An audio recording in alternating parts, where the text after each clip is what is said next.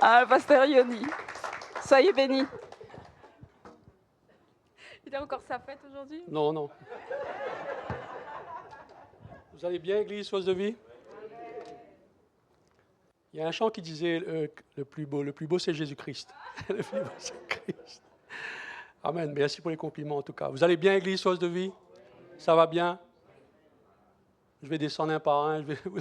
Ça va, Pascal? Bien aujourd'hui, je vais prendre le temps. Ce matin, le message est un message quand même que peut-être beaucoup de personnes ne cherchent pas, comment dirais-je, aspirent, mais ne cherchent pas forcément. C'est un mot simple, discret, mais puissant, et qui représente notre Seigneur Jésus-Christ, notre modèle parfait. Amen. Ce mot-là, je ne sais pas si vous l'avez deviné, peut-être pas. Mes frères et sœurs, c'est l'humilité. L'humilité. Dieu nous appelle à revêtir d'humilité. L'humilité, mes frères et sœurs, c'est comme un vêtement, revêtir d'humilité. Moi, je pense et je crois que c'est un vêtement, revêtir d'humilité. Et Jésus-Christ s'est revêtu d'humilité pour chacun de nous. Et avant de le lire, avant d'aller plus loin, je demande au Seigneur de prendre la place, mais je sais qu'il est là, qu'il est avec chacun de nous, il est au milieu de nous. Je rends grâce à Dieu pour son Saint-Esprit qui est en mouvement. Seigneur, nous te disons merci pour le temps précieux que tu nous donnes d'être dans ta présence, de t'adorer, de te louer, de t'honorer, d'élever ton saint nom. Car tu es digne d'être élevé en ce lieu, Seigneur Jésus. À toi le règne en ce lieu. Merci que ta parole ce matin tombe dans la bonne terre, Seigneur, afin qu'elle puisse porter du fruit en abondance, en multitude, au centuple. Nous te rendons grâce pour ce temps précieux que tu nous donnes. Alors merci, Père. Merci. L'humilité, un vêtement. Et ce n'est pas n'importe quel vêtement. Souvent, ce matin, vous avez revêtu de vêtements de louange, n'est-ce pas? Il n'y avait pas de deuil ni de tristesse. On était bien, malgré les épreuves, les situations, on était bien dans la louange. Mais il y a le vêtement de louange, mais je veux parler du vêtement d'humilité. Parce que l'humilité, pour moi, je crois, au travers de la parole de Dieu, l'humilité est un vêtement de gloire. L'humilité est un vêtement de gloire. Pourquoi je vous dis ça? Je peux vous donner l'exemple de plusieurs personnages, plusieurs témoignages vivants, mais je vais me centrer aujourd'hui un petit peu sur Jésus, premièrement, mais vous emmener aussi avec l'histoire de Joseph. Comment Joseph a été revêtu d'un vêtement de gloire. On connaît tous l'histoire de Joseph sur la finalité de Joseph. Il a gouverné l'Égypte, il a revêtu un manteau de gloire, on est d'accord. Mais beaucoup aspirent à la gloire, hein. Beaucoup aspirent dans le monde.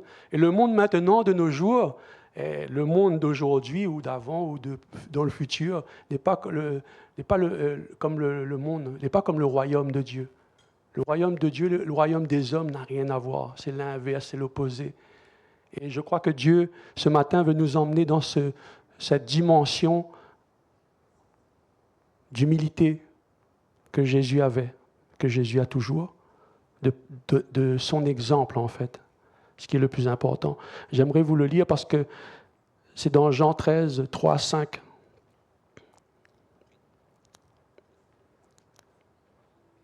On va le lire jusqu'au 5. On a tous lu ces versets. On a tous...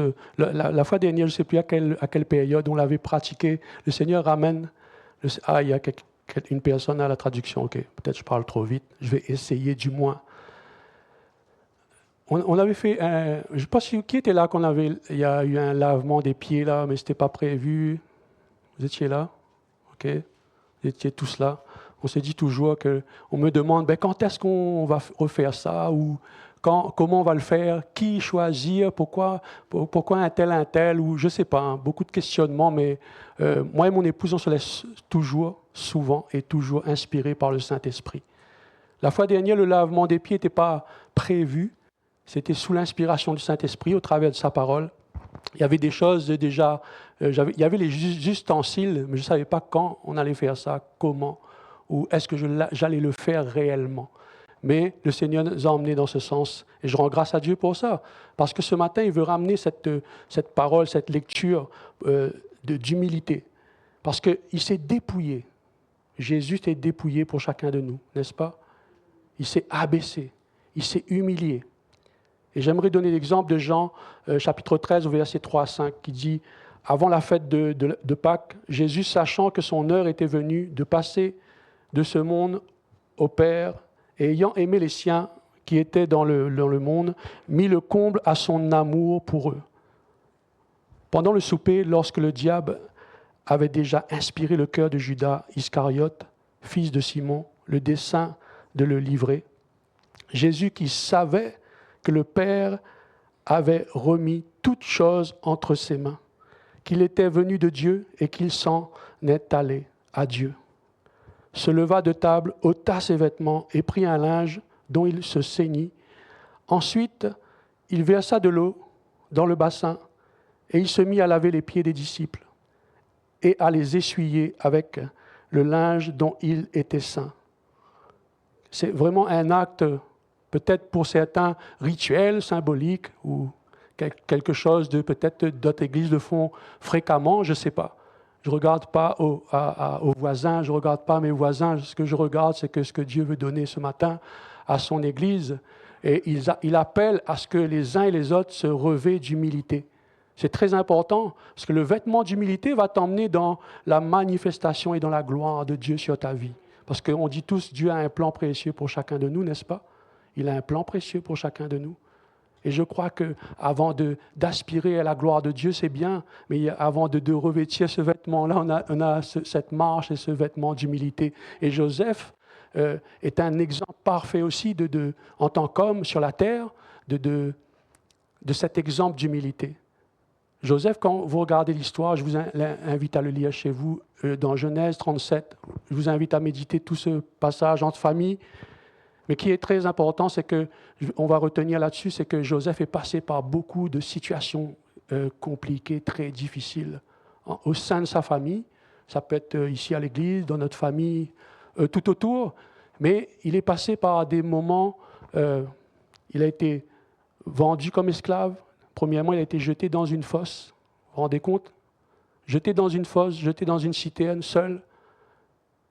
Il a été vendu comme esclave. Il a été serviteur dans la maison de Potiphar. Il a été jeté en prison, accusé à tort, jeté en prison. On l'a accusé à tort. Vous connaissez l'histoire de Joseph, la majorité, je pense. Accusé à tort, jeté en prison, et même en prison, il a été un serviteur. Et après avoir ce cœur-là, il ne s'est jamais plaint. Joseph, dans la parole de Dieu, quand on le lit, il ne s'est jamais plaint de sa situation. Il ne s'est jamais plaint de la traversée ou de la saison où il était.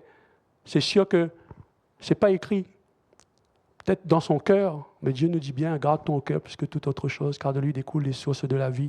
Mais ce que je veux dire, c'est que Joseph a été un modèle en tant qu'être humain, comme vous et moi, un homme comme vous et moi, un modèle d'humilité, d'humilité, de serviteur, un don de soi. Il n'a pas pensé à lui, il a pensé aux autres autour de lui. Et c'est pour ça que Dieu aussi l'a façonné.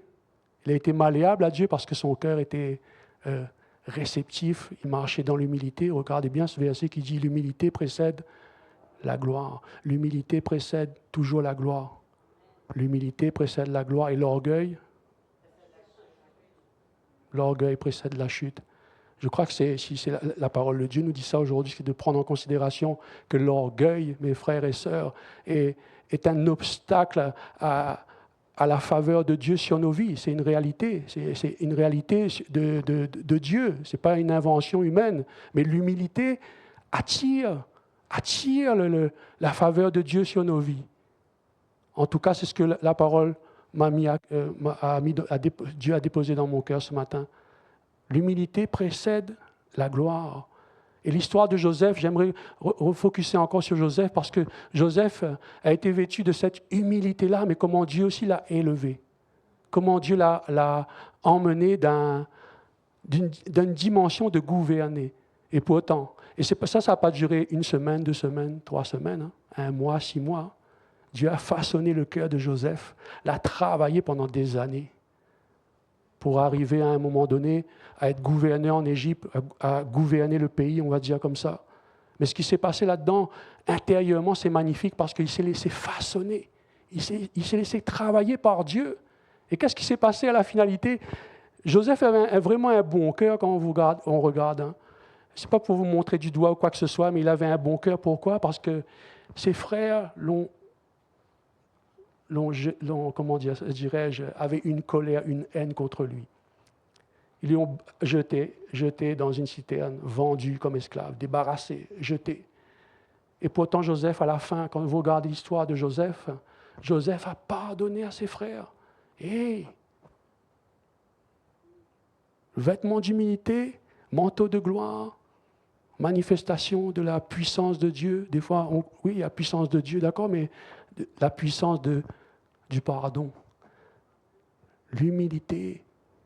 Ce vêtement, comment nous emmène à rentrer dans la volonté de Dieu, même si c'est difficile, même si c'est compliqué, c'est pas facile. Mais comment ce chemin d'humilité nous fait entrer dans une destinée, dans une volonté parfaite de Dieu, et c'est ça le but. Il a été revêtu d'un manteau de gloire. Et quand on prend l'exemple, je vais aller sur l'exemple de Jésus, parce que Jésus, c'est l'exemple parfait d'humilité. Et nous tous, on aspire à ce que Jésus est notre modèle, on le dit, on veut suivre Jésus, on aspire à être comme lui. Je sais que ce n'est pas facile, mais on aspire à être comme lui. Mais pour arriver et à être comme Jésus dans notre vie de tous les jours, il faut passer par ce chemin d'humilité-là. Et il est très important. Et j'aimerais, parce que l'église d'aujourd'hui, je ne regarde pas d'autres églises, on y allait à Source de Vie ce matin, j'aimerais que, vous savez, l'humilité, en tant que frères et sœurs, Dieu nous demande de pratiquer cette humilité-là envers les frères et sœurs. Ce n'est pas pour nous, ce n'est pas seulement on reçoit de Dieu, mais il faut qu'on met ce qu'on entend en pratique. Lorsque Jésus a lavé les pieds des disciples, il a bien dit aux disciples, maintenant, il faut que vous fassiez comme moi. Moi, je pars. Mais maintenant, il faut que vous fassiez comme moi. Lavez-vous les pieds les uns les autres. Ce message revient souvent sans cesse. Et c'est un message, non pas pour condamner, mais c'est un message d'amour. D'amour pour que nous soyons remplis de compassion les uns envers les autres. Comment allons-nous être utilisés puissamment, surtout avec les personnes qu'on ne connaît pas, de dehors je parle, si on n'applique pas cette simplicité d'humilité envers les uns et les autres. Vous me comprenez, mes frères et sœurs? Cette compassion que Jésus avait pour ses disciples, il a enlevé ses vêtements. Il s'est ceint d'une serviette. Il s'est abaissé. Il a pris la place d'un serviteur.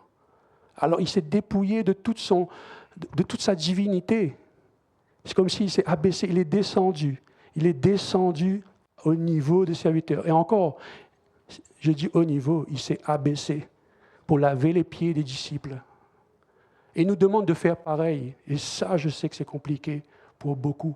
Vous savez, le meilleur là-dedans, je dirais, ce n'est pas le pire, hein, le meilleur. Le pire, c'est Judas qui allait le trahir. Le pire, c'est Judas qui allait le trahir. Mais ça aussi, c'est la volonté de Dieu.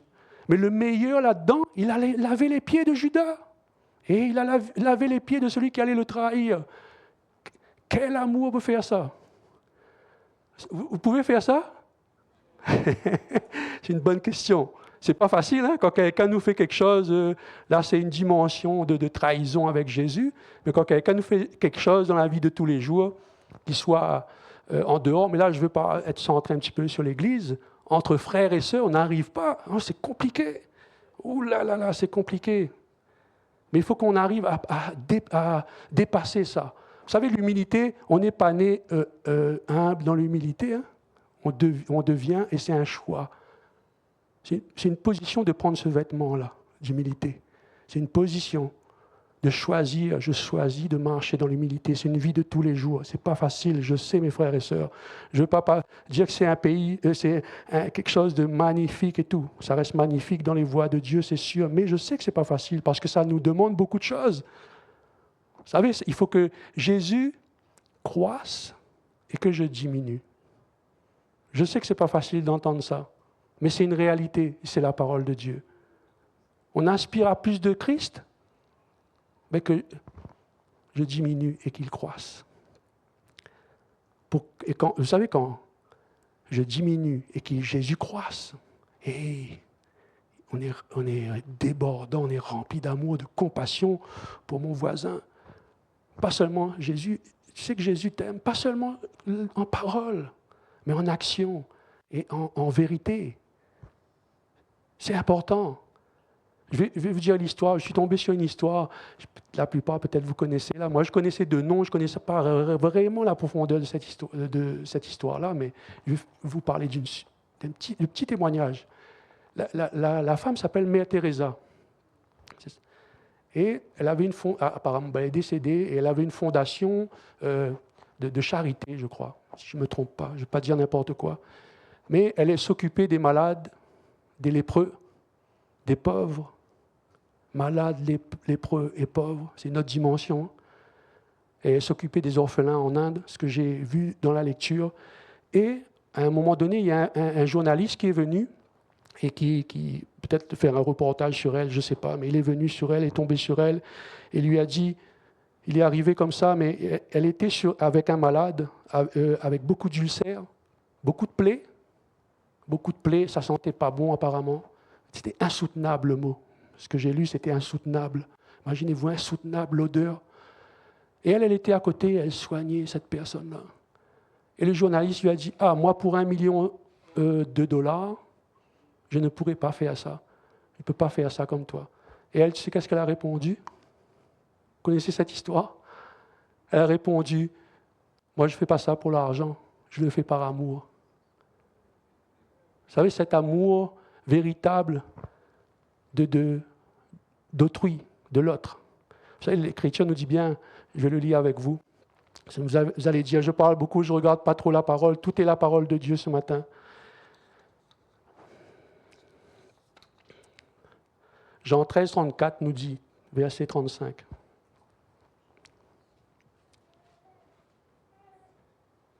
J'aimerais on l'a déjà entendu en plusieurs fois, mais j'aimerais que ce matin, là où tu es, tu le déclares, là où tu es, s'ils arrivent à mettre le PowerPoint, s'il te plaît, Déborah. Merci. Jean 13, 34, 35. C'est un verset puissant, mes frères et sœurs. Et en plus, ce n'est pas n'importe quoi. Ce n'est pas une simple idée, et ça vient d'en haut, ça vient de Dieu. Et c'est un commandement qu'il nous donne, un commandement nouveau. Vous pouvez le dire à voix haute. Commandement nouveau.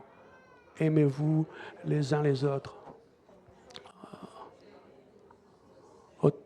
Au 35.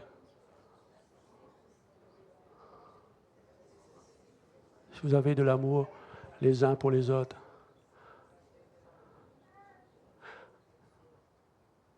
À ceci, tous connaîtront que vous êtes mes disciples. Si vous avez de l'amour les uns pour les autres. On va le relire à 34, mes frères et sœurs. Je vous donne un commandement nouveau.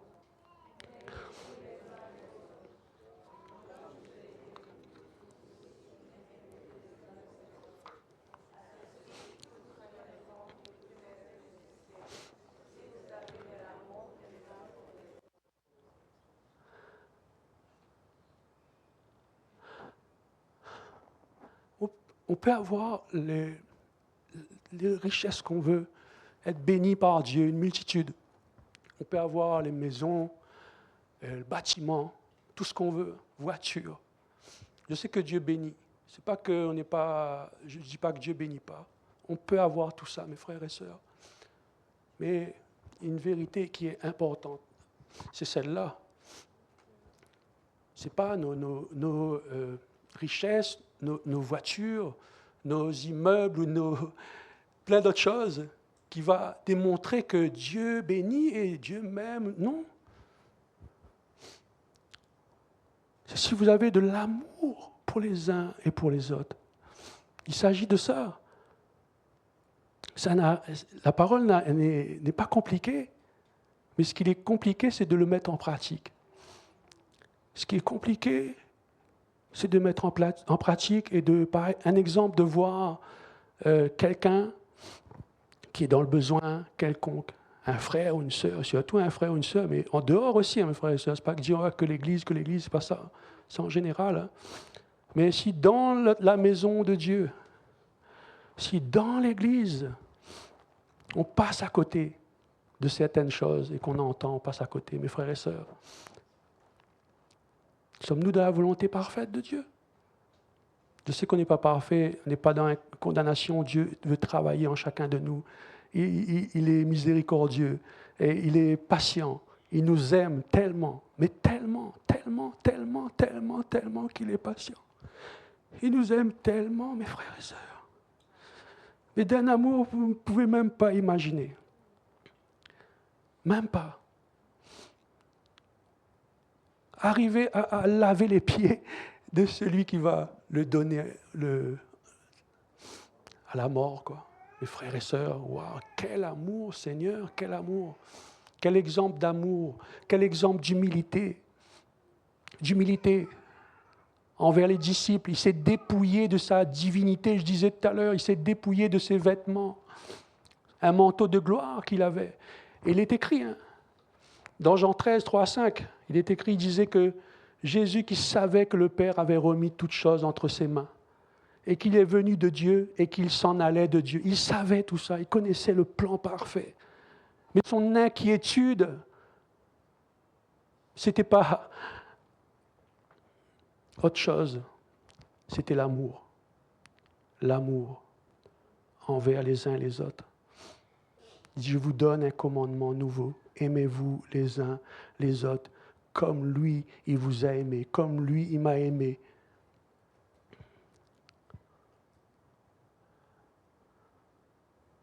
Alors je demande à Dieu ce matin, Père, aide-nous. Aide-moi à aimer, à m'accepter, à me laisser remplir par toi.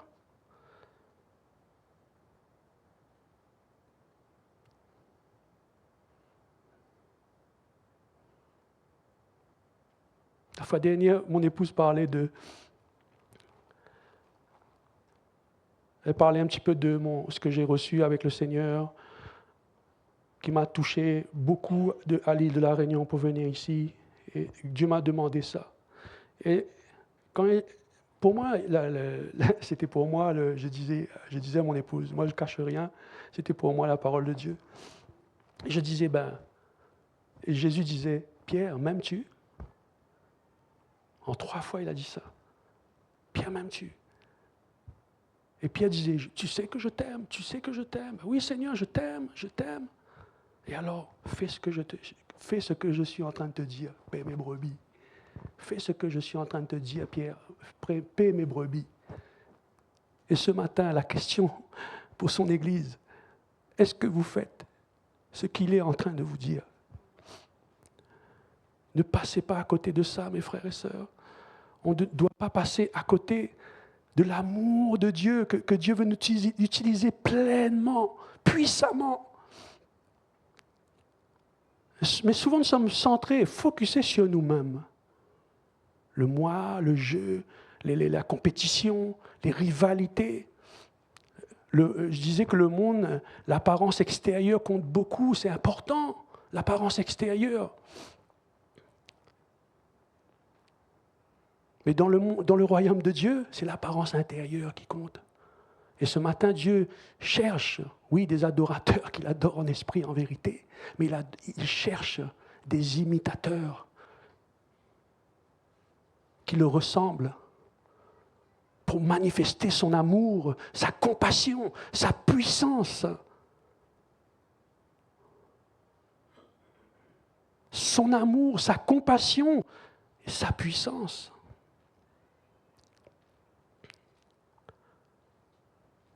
Il est écrit que Jésus allait de lieu en lieu faisant du bien et guérissait les malades. Il a posé les mains, les malades étaient guéris. Mais il était rempli, oui, du Saint-Esprit, mais de compassion, d'amour pour les autres, Il ne s'agissait plus de lui, de lui-même. Il connaissait la traversée, il savait qu'il allait mourir, il savait qu'il allait souffrir. Il savait. C'était difficile, compliqué. Même à Gethsémane, il disait, Seigneur, que cette coupe s'éloigne de moi. Non pas ce que je veux, mais ce que tu veux. Non pas ce que je veux, mais ce que tu veux. C'est ce que Dieu veut pour son Église d'aujourd'hui. Non pas ce que nous voulons, mais ce qu'il veut lui. Et je crois que premièrement, ce qu'il veut lui, c'est qu'il veut déverser, nous inonder de tout son amour, de toute sa compassion.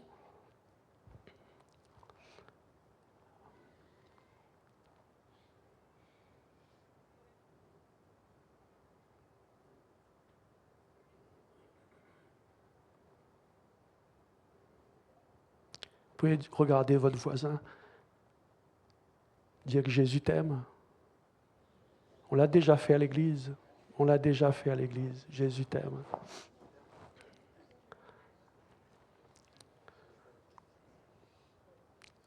Merci beaucoup, Pascal.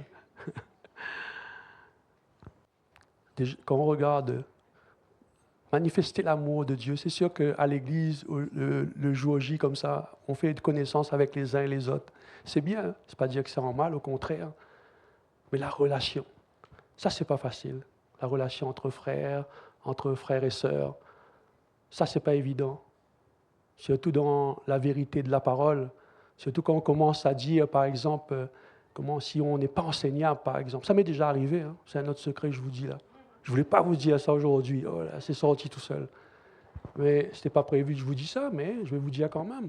Si on n'est pas enseignable, si on ne reste pas enseignable, comment peut-on grandir? Comment peut-on maturer? Comment peut-on être dans les voies de Dieu si on n'est pas dans ce que Dieu est en train de nous dire? Je parle en général à l'Église. Enseignable, c'est important. Souvent, accepter certaines choses qui ne plaisent pas à Dieu. Ça ne plaît pas à Dieu. Mais si Dieu utilise des personnes pour dire certaines choses, ça c'est bon, ça c'est pas bon, c'est comme un papa ou une maman, mais à travers sa parole. Qui nous sommes? Moi, qui je suis, pour ne pas accepter comme des réprimandes, des enseignements. Qui je suis? J'aimerais que l'Église dise aussi, qui nous sommes? Non, Seigneur, moi, j'ai le cœur humble et je veux être façonné par toi. C'est cette démarche que Joseph est passé, sans se plaindre, sans murmure, comme Jésus est passé, pour la volonté de Dieu, sans se plaindre, sans murmure. Il a accepté volontairement la volonté de Dieu. Et parfois, quand je parle de rester d'être enseignable, c'est souvent, vous savez, c'est une forme d'orgueil. C'est une forme d'orgueil, il faut le dire, c'est une forme d'orgueil.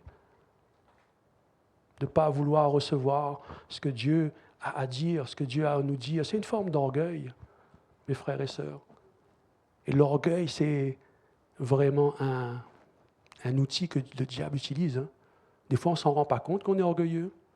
Un exemple, je ne vais pas m'éterniser là-dessus, les vierges folles. Pourquoi ils disent les vierges folles et les vierges sages? Ils ne réalisent pas, il y en a, ils ne réalisent pas qu'ils étaient folles. C'est un peu... Vous me comprenez là-dessus? Sinon, je vous donne des détails. Il y en a, ils ne réalisent pas qu'ils sont orgueilleux. Il y en a, oui, ils viennent, ils demandent pardon avec l'humilité, ils viennent. Mais il y en a, non. Ils sont tellement enflés, hautains, fiers. Et Dieu, là, ça, c'est la parole de Dieu. Dieu résiste. Mes frères et sœurs, ça, c'est dangereux. Dieu résiste aux orgueilleux. Tant qu'il n'y a pas cette marge d'humilité, d'abaissement. Vous vous rendez compte si Jésus s'est braqué contre la volonté de Dieu? Non, non, non, non. Ou Joseph, on n'aurait pas connu l'histoire comme ça. Mais c'est un chemin que nous tous, on doit passer par là. Ce chemin d'humilité. C'est très important. Mes amis, l'orgueil, qu'est-ce que vous avez... C'est vous qui avez répondu tout à l'heure, l'orgueil, quoi? J'ai pas bien entendu. Vous n'aimez pas dire ça? L'orgueil? L'orgueil précède la chute. Mais vous aimez dire ça? L'humilité? L'humilité précède la gloire. L'humilité précède la gloire. Dis à ton voisin, l'humilité précède la gloire. Vous allez le redire.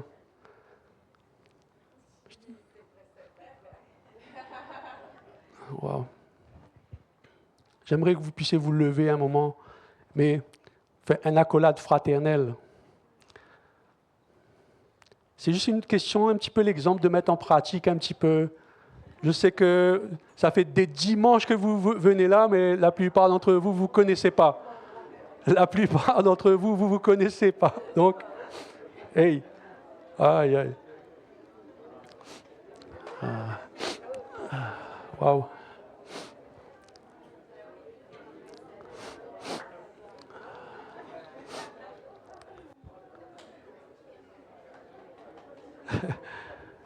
Ça bénisse. Merci.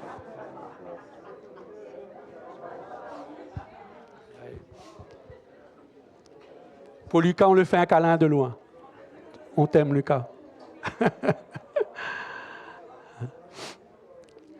Mais c'est vrai, c'est une réalité, une vérité. La plupart, on ne se connaît pas. Ok, ben, allez-y. Allez-y. Merci, Pascal. Béni.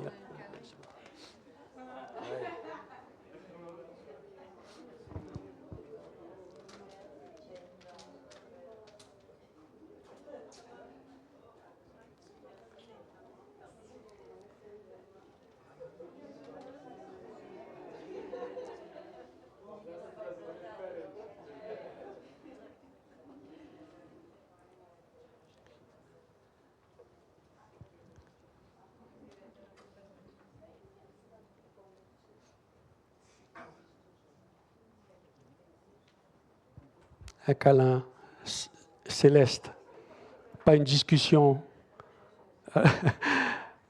qui s'éternise. Hein. Vous pourrez parler éternellement tout à l'heure, mais c'est pas fini. Enfin. C'était pas prévu ça, mais Dieu il connaît toutes choses.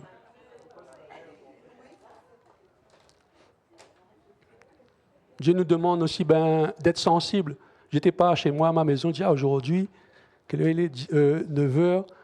9h, je vais leur dire, ils vont se lever et ils vont faire un câlin général. C'est pas ça. Mais je veux vous emmener à ce que c'est le Saint-Esprit qui convainc, mes frères et sœurs. Mais de plus en plus, l'Église avance. C'est sûr que l'Église est appelée et amenée à se connaître les uns les autres, spirituellement, communion fraternelle. Comment on peut aider quelqu'un si tu ne connais pas son problème, par exemple. C'est comment l'aider et comment je peux t'aider. Un exemple, une personne est là. Comment moi je peux t'aider, mon frère, aujourd'hui? Mais si le frère, par exemple, est là, mais il vient à l'église et... c'est l'exemple. C'est passé comme ça, mais c'est sûr que ce n'est pas évident. On ne peut pas parler de tout avec n'importe qui. C'est vrai, hein, ce n'est pas n'importe qui, mais avec les frères, certains problèmes, on va dire. Mais il y a une sagesse aussi. Mais je ne veux pas rentrer dans ce débat, mais je veux juste que le message ce matin passe, c'est l'amour envers les uns et les autres. C'est ce que Dieu nous demande. Pas l'amour seulement accolade, hein, attention. Ce n'est pas que ça. C'est cet amour véritable, la compassion que Christ avait envers les uns et les autres. En plus, je pense ici, peut-être pas ici qu'au Québec, là, mais je crois qu'il y a beaucoup de nationalités différentes. Je ne vais pas citer toutes les nationalités, Québec, Québécois, Canadiens, Maurice ou La Réunion ou l'Afrique. Je ne vais pas citer tout ça, mais c'est juste pour faire... C'est pas facile de fraterniser ensemble quand il y a un peu la barrière de la langue, un petit peu... Il y a des obstacles, chacun est différent. C'est vrai, ce n'est pas évident. Mais on est à la bonne place, justement, pour que cet amour soit manifesté pleinement. Moi, le but de ce message, le Seigneur a déposé dans mon cœur, c'est cet amour-là. Ce n'est pas être dans la condamnation. Non, c'est le vêtement d'humilité. Et c'est sûr qu'on aurait aimé entendre une prédication sur les promesses de Dieu. Il y a aussi la sanctification. Beaucoup n'aiment pas trop la sanctification. Mais c'est important, c'est nécessaire et il faut. Mais aujourd'hui, le message, l'humilité, pas beaucoup recherchent ça. Au contraire, c'est pas commun pour chacun là. L'humilité précède la gloire. L'humilité est un vêtement de gloire. Si on prend l'exemple des hommes de Dieu, il y a eu plein d'autres. Hein. Si on, un petit exemple de Naaman, un exemple, l'obéissance d'un Naaman. Naaman était un chef général syrien, armé, armuré et tout. Mais il avait quelque chose qui n'était pas... Il y avait comme une tache ou quelque chose qui n'était pas correct là. Il avait la lèpre. Mais lui, quelque part, sa guérison était surnaturelle, mais il s'attendait à une guérison spectaculaire. Mais ce qui s'est passé, il a reçu du prophète d'aller se laver 7 fois dans le Jourdain. Il a reçu une parole. L'obéissance, l'humilité. Il ne voulait pas le faire au départ parce que le Jourdain était sale. Et pourquoi le Jourdain? Parce que chez lui, il y a des grands fleuves aussi, il y a tout ce qu'il faut. Je ne veux pas m'éterniser là-dessus, mais c'est sûr qu'il est venu voir Élisée le prophète pour recevoir une parole de guérison. Il est venu avec toute sa richesse pour offrir et tout, armuré. Un chef syrien rempli de quoi? Vous savez, vous pouvez le dire, d'orgueil, plein d'autres choses. Beaucoup sont comme ça. Beaucoup sont remplis de plein d'autres choses, mais c'est compliqué quand Dieu leur parle et c'est compliqué d'entendre la voix de Dieu. Comment Naaman a entendu qu'il y avait un prophète qui pouvait le guérir en Israël? C'est par une petite fille qui est esclave, une servante. Et cette servante-là a parlé à Naaman. Il disait qu'il y a un Dieu, qu'il y a un prophète qui peut te guérir, le Dieu d'Israël, un prophète qui peut te guérir. Il a été sensible à la voix de la servante. Des fois, je crois qu'il faut être à l'écoute. De briser cet orgueil-là, c'est souvent de s'humilier, c'est une position à prendre et d'entendre aussi ce que Dieu a à nous dire, avoir cette sensibilité-là. Ça, c'est important, de cette sensibilité-là. Et la sensibilité que Dieu veut donner ce matin, mes frères et sœurs, c'est pour chacun de nous, c'est pour moi inclus dedans, c'est être sensible à son amour à lui, sa compassion qu'il veut déverser. Parce que j'ai dit une fois, je m'en souviens très bien, ça me parle et ça me vient là, que l'amour va se refroidir de plus en plus. L'amour va se refroidir de plus en plus. Et nous sommes appelés à faire la différence. Et parce qu'ils vont voir l'amour des disciples, les personnes qui ne connaissent pas encore Jésus, ils vont voir cet amour-là, ils vont être attirés par ça. Parce que l'amour va tellement se refroidir, ils sont tellement sous un joug, une oppression, qu'ils vont venir, ils vont être attirés par cet amour-là. C'est quoi cet amour-là? Waouh! C'est quel amour ça? J'ai jamais vu ça. Waouh! Vous allez voir ça. Moi je crois, je déclare, je veux voir ça. Que l'amour de Dieu va faire la différence. Il fait déjà la différence, mais le monde que l'on vit est en train de prendre comment dirais-je, une route inverse de ce qu'on vit, on va dire, et le monde réellement va voir la gloire de Dieu à travers les uns et les autres, à travers des frères et sœurs, à travers l'Église. Je suis persuadé, cet amour va faire la différence. Alors, j'aimerais que vous vous leviez ce matin. Et pas pour vous dire que Jésus, vous pouvez dire à votre voisin, Jésus t'aime encore, c'est possible. Hein? C'est possible. Tout est possible. Mais j'aimerais lire ce verset-là dans Philippiens 2, 6, 7. Philippiens 2, 6, 7, si vous pouvez le mettre.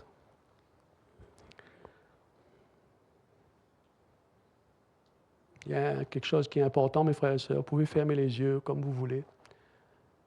Mais c'est clair que la vraie grandeur, je regarde mes notes, la vraie grandeur, ce n'est pas être au-dessus des autres, hein, mais c'est de se revêtir d'humilité. Jésus a été revêtu de gloire, mais seulement après avoir porté le vêtement d'humilité. Jésus a été vêtu de gloire seulement après avoir revêtu le vêtement d'humilité.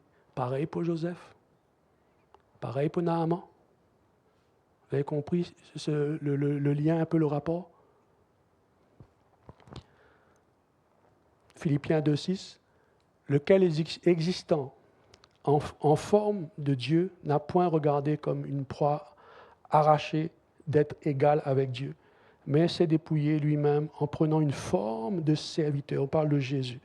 Il s'est dépouillé, comme je disais tout à l'heure, en prenant une forme de serviteur. C'est ce qu'il t'appelle ce matin, ça. Il appelle l'Église ce matin à ça.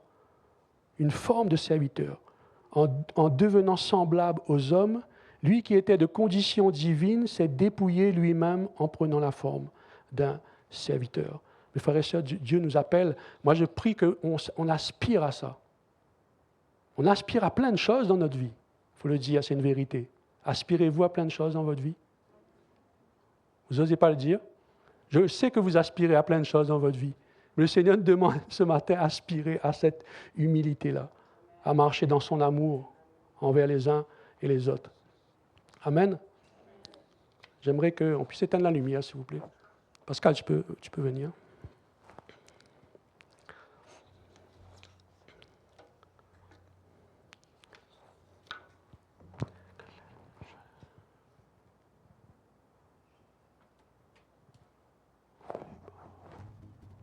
Ah, c'était ce chant-là. Merci Seigneur. Wow. Tout à l'heure, mon épouse est venue, disait, tu as eu le plus beau, tu as dit? Je ne sais plus comment tu as dit ça là. Mais mes frères et sœurs, c'est juste pour en revenir. Le plus beau, c'est Jésus-Christ. Le plus beau, c'est Jésus. Dieu l'a souverainement élevé. Parce qu'il s'est dépouillé. Souverainement élevé. Pourquoi je dis qu'il est le plus beau? Parce que j'ai ce chant à cœur. Et Pascal, c'est correct pour toi? Mon bien-aimé. Mon bien-aimé.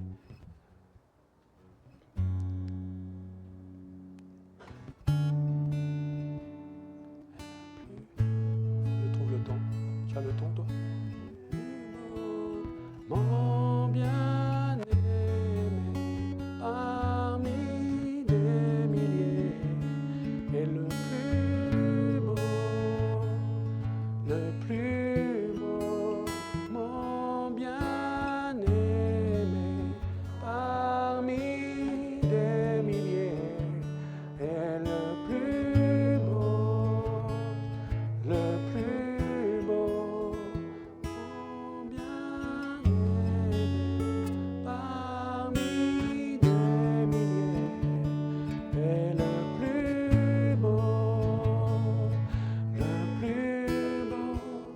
mon bien-aimé, parmi des milliers, est le plus beau, mon bien-aimé, parmi des milliers, est le plus beau, mon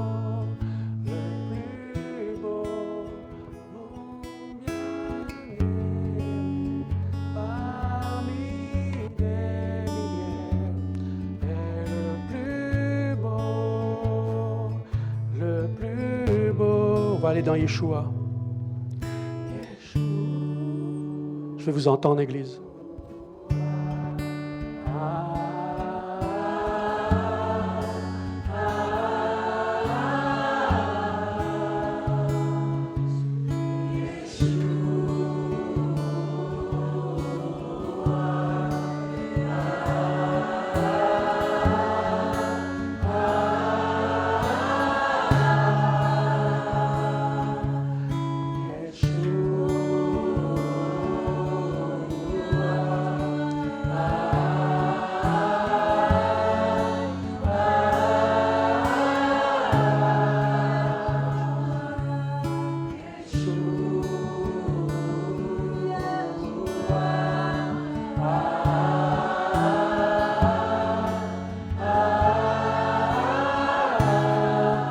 Mon bien-aimé.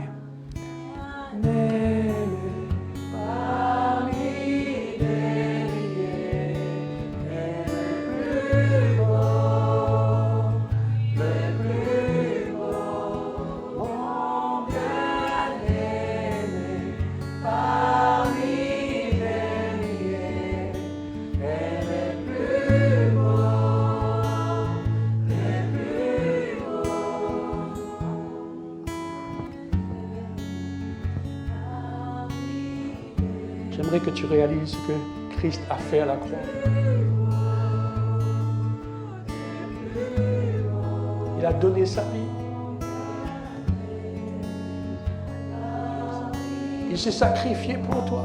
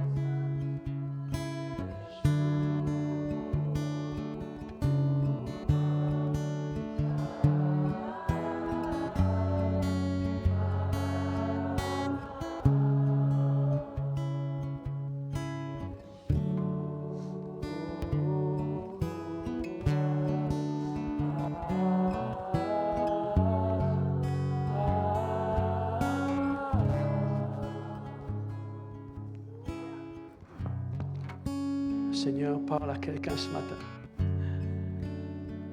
Vous savez, le chemin d'humilité, ce n'est pas un chemin facile. Mais c'est un chemin que tu dois emprunter ce matin. Te positionner ce matin. Vous savez, avant d'entrer dans le chemin d'humilité, de se revêtir d'humilité, le Seigneur appelle. Il t'appelle à demander pardon. Pardon, à te réconcilier. Réconcilie-toi avec ton frère. Réconcilie-toi avec ta sœur.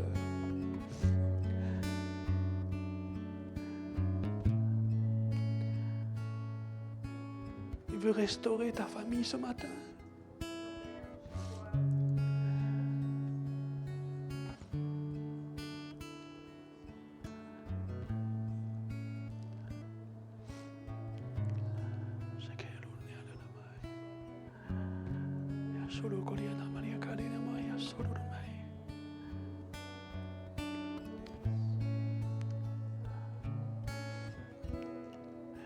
Et il te dit que si tu es sensible à sa voix ce matin,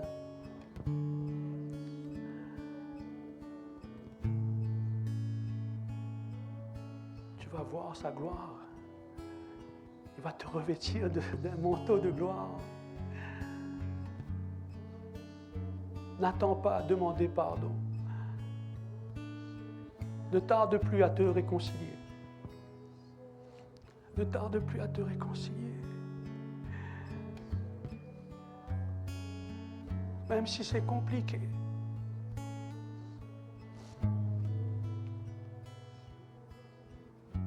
Même si c'est difficile.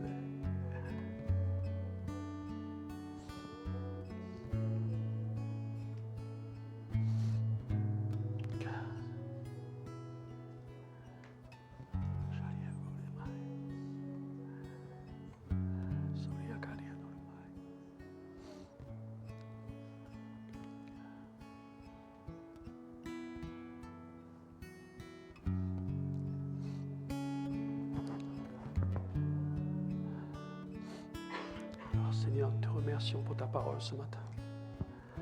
Pour ta parole qui est une lampe à nos pieds, qui est une lumière sur nos sentiers, Seigneur. Merci pour ta présence. Merci pour ton Saint-Esprit. Merci, précieux Saint-Esprit. Là où vous êtes, dites merci, précieux Saint-Esprit. Seigneur, je te dis merci pour mes frères et sœurs ici présents. Car ils prennent ce matin ce que tu as à dire, afin que nous puissions nous revêtir d'humilité.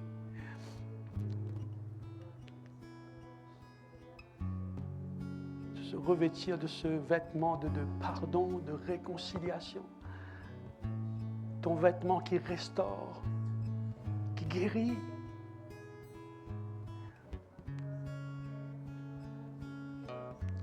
Alors je t'ouvre mon cœur ce matin. L'Église ouvre son cœur ce matin à t'entendre, à entendre ta voix, toi le seul vrai Dieu. Seigneur Jésus, toi qui as lavé les pieds des disciples, emmène-nous à faire comme toi. Emmène-moi à aimer mon prochain comme moi-même, plus que moi encore, comme toi tu as fait, Seigneur. Donne-nous un cœur humble, un cœur qui ne cherche pas à être servi, mais à servir. Enseigne-nous à aimer jusqu'au bout, à nous pencher comme toi, à s'abaisser comme toi, à se dépouiller comme toi. Seigneur Jésus, ceins-nous du linge du serviteur. Tu es venu pour servir, Père. Alors qui nous sommes pour ne pas faire comme toi? Remplis-nous de ton amour ce matin, de ta compassion, Père. Que chacun geste, chaque parole soit un reflet de toi, un reflet de ton cœur. Emmène-nous, Seigneur. Nous aspirons à te ressembler. Que l'Église marche à ta ressemblance. Emmène-nous, Seigneur. Viens renverser, viens changer les cœurs.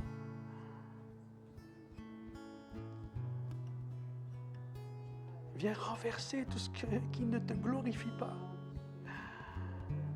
En ce jour, je te remercie pour ta parole vivante qui a impacté aujourd'hui. L'humilité, oui, est un mot simple, discret, mais c'est un mot puissant. Alors merci pour cette vérité, Seigneur. Merci car tu es l'exemple parfait d'humilité. Aujourd'hui, je dépose mes vêtements d'orgueil. Je viens renoncer à tout ce qui m'éloigne de toi, de ton cœur humble. Je veux me revêtir de ce vêtement que tu honores, Seigneur.